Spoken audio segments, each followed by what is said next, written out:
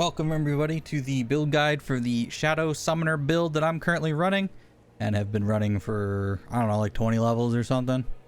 Maybe more, maybe 30 levels. I'm not really sure how long I've been running this, but this is essentially the build that I've just been running since I finished the campaign. The build will rely around your minions, will help you support your shadow damage, and will do damage themselves when you get a Mendeln proc, if you happen to have one. Mendeln is not required for this build.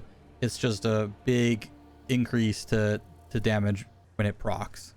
So the build will rely around, like I said, shadow damage from corpse explosion, vulnerability uptime from your golem and corpse tendrils, and some shadow passives, shadow blight, that sort of thing. You'll start with a basic skill, but you don't use this.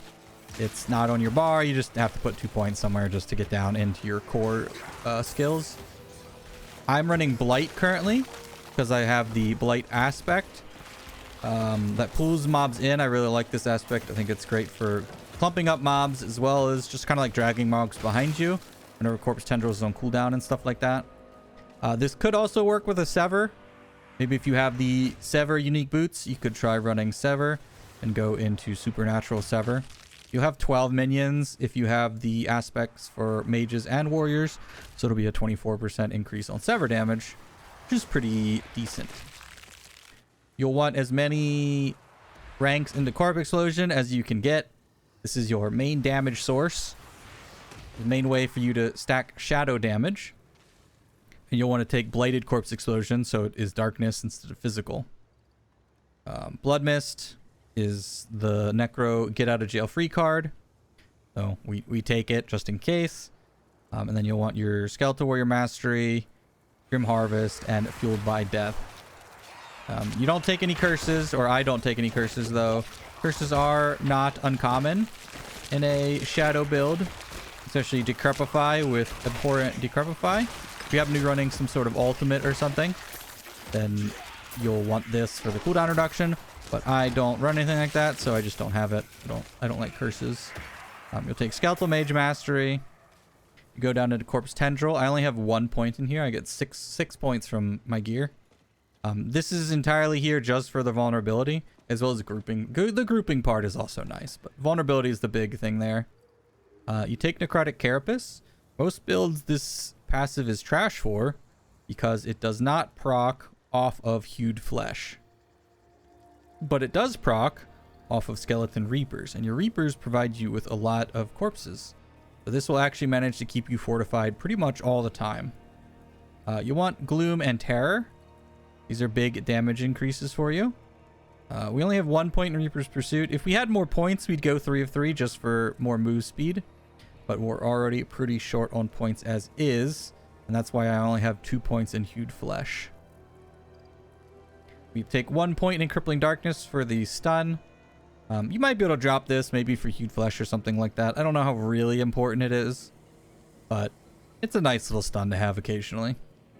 When you get down to your ultimate node, you take Golem Mastery, Inspiring Leader, Death Defense, and Bonded in Essence. These 3 are your normal, like your trifecta of summon skills. Golem Mastery is just nice to keep your golem alive. Hellbent Commander I don't think is very good since it only buffs your minion damage. If it buffed you and your minion, maybe it would be better, but your minions themselves don't do that much damage unless you get a Mendeln proc, so don't think this is worth 3 skill points when we're already so starved on skill points. And then you take Shadow Blight, obviously, since this is a Shadow build. So that's the build. Paragon boards so far for where I'm at. I think after this board you're going to want to take Flesh Eater, a very strong legendary node. But for Paragon board, start with, I have Exploit in here. You could also run Control if you're running Frost Mages with the Blizzard aspect. That would be a pretty significant source of increased damage.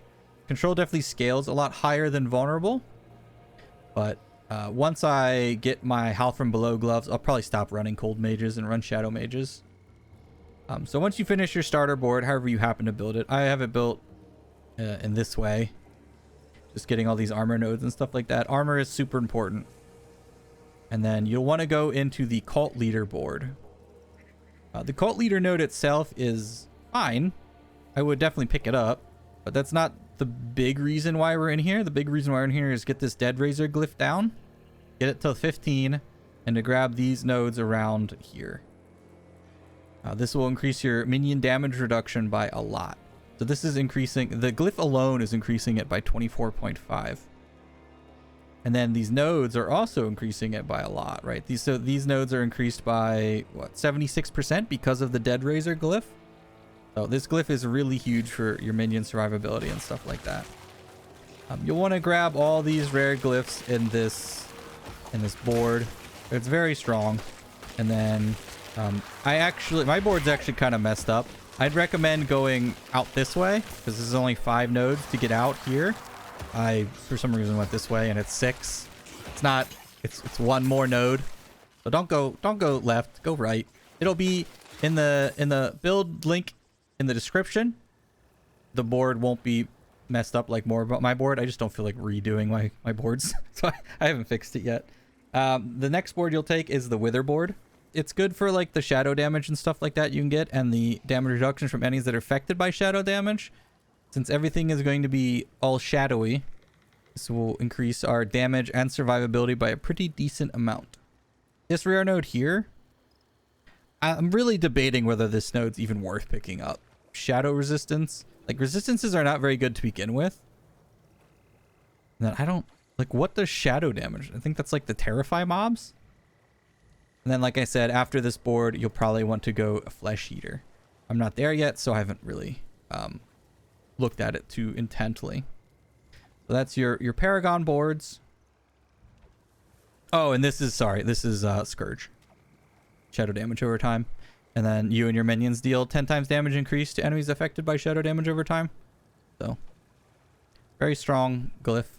Last glyph you'll probably want to run will be Darkness.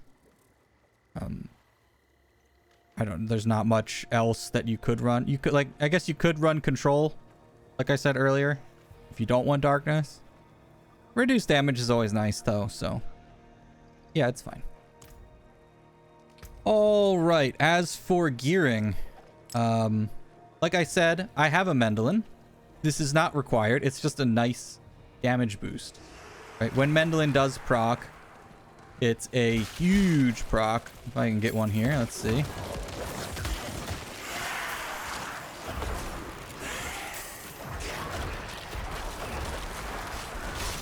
There it was. It did like 48,000 or something. It does a lot of damage if it does proc, but you don't need it. Your shadow damage is pretty high. Once you get the your blighted aspect here to proc, you get 100% damage multiplier. It's a very big aspect. I'm running Black River as well. I recommend a Black River. It's currently broken. With blighted corpse explosion, you don't get the increased area. So, you know, there's like a bunch of corpses right here, right? Pretty normal sized corpse explosion. There's only what, 1 or 2 corpses here, and it's the exact same size. They're all the same size, right? It's broken with blighted corpse explosion right now, so it doesn't get the increased radius, but it's still good. If you don't have a Black River, you know, just run a 2-hander. If you do not have a unique weapon, then you'd want to put this blighted aspect on your weapon, and you would want to put this shadow blight aspect that I have on this ring on your amulet. And this will all be I'll have a couple different aspect setups in the description and in the D4 builds notes. So whatever your situation happens to be, you can check it out and, you know, make your build accordingly. Make sure you're running Disobedience on your legs or chest. Doesn't really matter which one. Disobedience is this aspect right here, where you gain a bunch of extra armor. If you're having issues with your minion survivability, just remember that your minions pull stats from you. So if you are super squishy, then your minions will be super squishy. So make sure you have a lot of armor and you have, you know, good life, as well as damage reduction from specific modifiers. The damage reduction from enemies that are affected by shadow damage over time is a very strong substat for armor pieces that aren't really being used for damage. So like your legs and your chest and even your helm. My helm's pretty bad actually. But this damage reduction from enemies that are affected by shadow damage over time is very strong for your survivability and your minions, because your minions get this damage reduction stuff that you have. It also applies to them. As for gemming this armor, I'm currently running topazes because I'm already pretty tanky, right? And the damage reduction while control impaired will apply to my minions. Minions are notoriously dumb, as they just run into whatever. They don't care. They're like fire, frost, fire, slows. They just run into them, right? So this damage reduction is often going to be applying to them as well. And it'll help you survive if you get stunned or something and your blood mist isn't up. If you're maybe transitioning from World 2, 3 to 4 or something, and you are not tanky at all, even outside of being CC'd, then you might want to run rubies instead. You'll want to run skulls in your jewelry, and you'll want to run amethysts in your weapons for the damage over time. And then again, I'm running cold mages. If I had Howl from below, I would not have this aspect. I would just drop it completely. And then I'd probably, like I said, run shadow mages instead. All right. And then let's talk about your Book of the Dead. This one's very quick. Reapers create corpses. It's mandatory pretty much. Cold mages, I have the 2 essence. Pretty nice. Gives you a little extra essence if maybe there's no corpses to eat for to fuel essence that way. I will be switching to Mage's Fire and additional Shadow Bolt every 5th attack in the future. That is whenever I get a Howl from below. Your Golem will be the Vulnerability Slam Golem, because that is very strong. Vulnerability is a very strong multiplier, so you'll want that when corpse tendrils on cooldown. You don't want to cast them back to back generally, because then the vulnerability stacks and you're kind of overlapping, and that's not great, but it'll happen, whatever.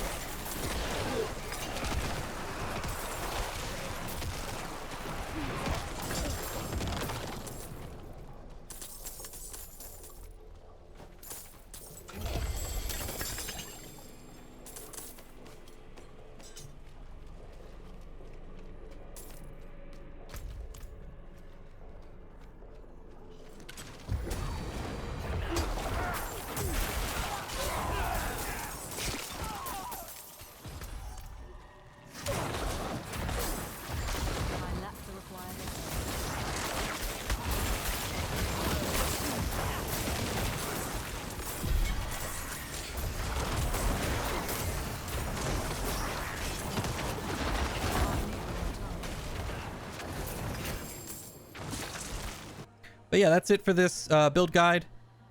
As you can see, the minions are not useless. They're actually very strong. They help you big time with, you know, corpse generations, essence gain, vulnerability uptime, all sorts of things that are super strong for a shadow build, as well as they actually can take a decent amount of heat for you and like clog up doorways and stuff like that to keep you safe. But yeah, that's it. Thanks for watching, guys, and I'll see you out in the game.